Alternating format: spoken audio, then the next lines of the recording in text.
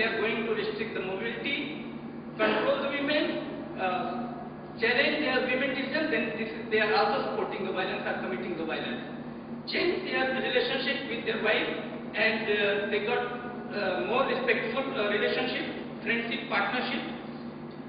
There is a change in domestic roles. They have shared work, household work. They become a responsible sexual behavior, and we try to understand and find these changes through a very small study, and we try to get this information from intimate partners also. They also learned that new management of conflict and anger, and they got a leadership skills, and there is a huge changes in public action, intervention. Earlier there was a totally silence, and men did not know that how they can react on this when violence committed. So, but why men will come? When we are working on the gender equality issue, why men will come? And we try to understand, try to correct what men can gain from this gender equitable behavior and gender equitable practices. And we found that there was a lot of self-awareness and self-development issue arise. They realize that how they can change themselves as well as others. They got better marriage and better partnership. So there was totally opposite. Earlier they teach with their peers that good man is control our wife, but they learn here that no, there is another type of partnership, and they can enjoy that partnership. They got better communication with peers, broader range of emotional expression. They also got the respect from society. They came to know that there is a satisfaction that they are able to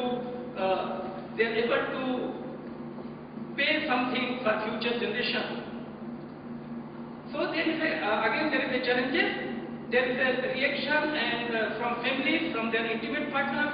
There is difficult escape to patriarchy also, and there is a cost of leadership, mentorship, public action, time, money. There was a challenges, and same time when the campaign we came out with the campaign, increased expectation from other challenges from paternalism also. It is very easy for men to come on violence against women issue, but it is difficult to come for gender equitable behavior issue, and challenges to accepting the process of begin rather than the goal has been achieved.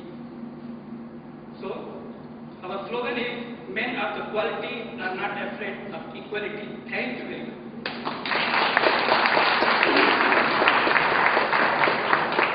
Thank you very much, Satish. We've seen issues of starting from children when they are young, but also working with institutions, media, and so on, training, addressing patriarchy, inspiring action from men, addressing problems from the roots, and movement building. Next, we are going to hear from Fabio Verani. Fabio is a senior program officer for Promundo in Brazil, where he works on Promundo's projects in Brazil, internationally, and primarily in Africa. So we are going to learn from our vast experience of continents. He works on themes that include gender equality, prevention of violence against women, and HIV/AIDS. He has previously worked for several organizations in the US and Brazil on issues related again to HIV/AIDS, sexual and reproductive health and rights, gender and masculinity. He's presenting Engaging Men and Boys in Gender Equality, What We've Learned and What Next.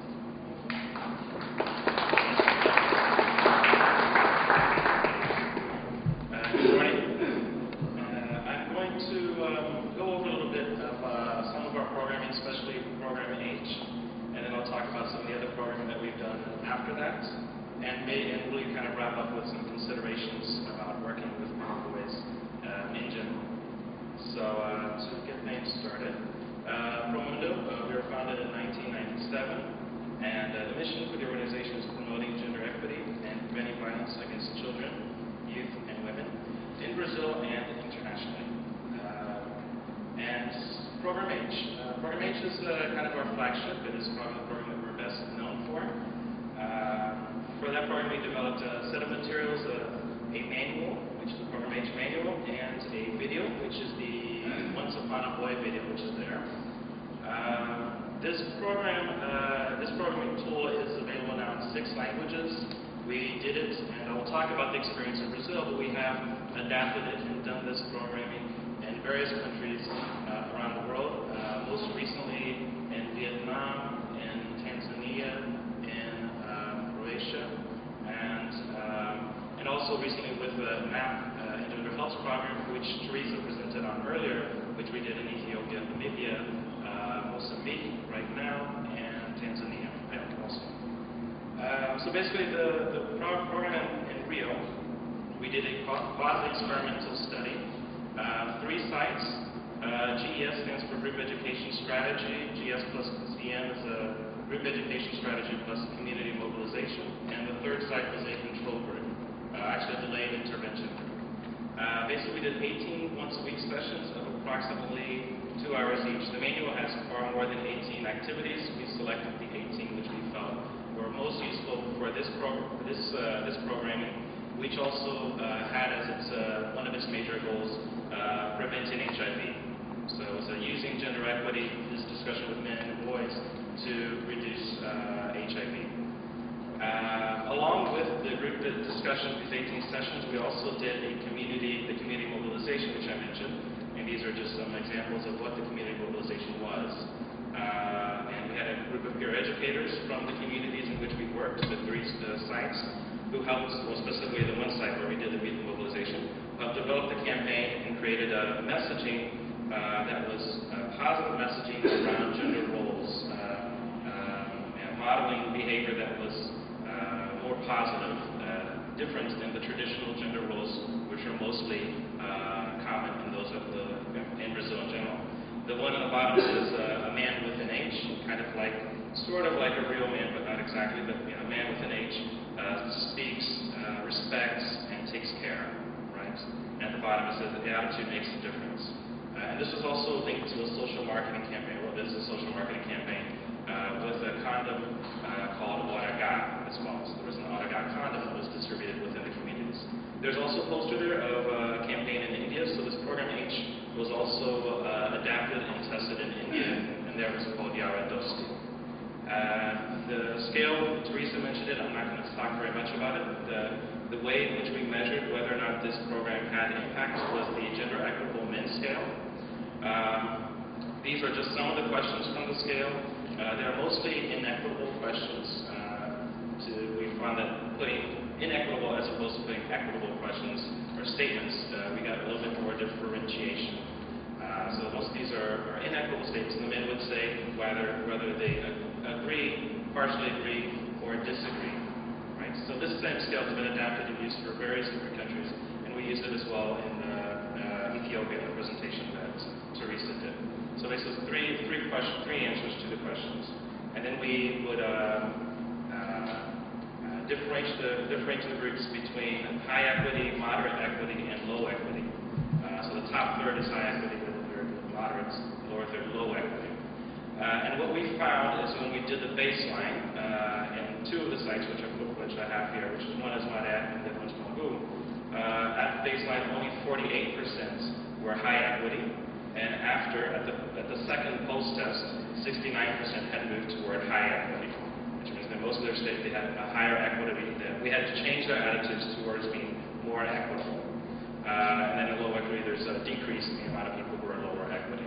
The same thing happened in Bangu, which is the site where we had both the group education and community mobilization. And again, so we had 55% in Bangu at the baseline, and then 71% at the second post-test. So we had a baseline post-test at 6 months and a second post-test at 1 year. We found that the attitudes also, there was attitude change, and there was also change in reported behavior. So we had change in reported behavior around violence, lower reported domestic violence. We also had lower reported STI rates and higher condom use. So in Bangu, which is, again, the integrated intervention with group education, community mobilization, we had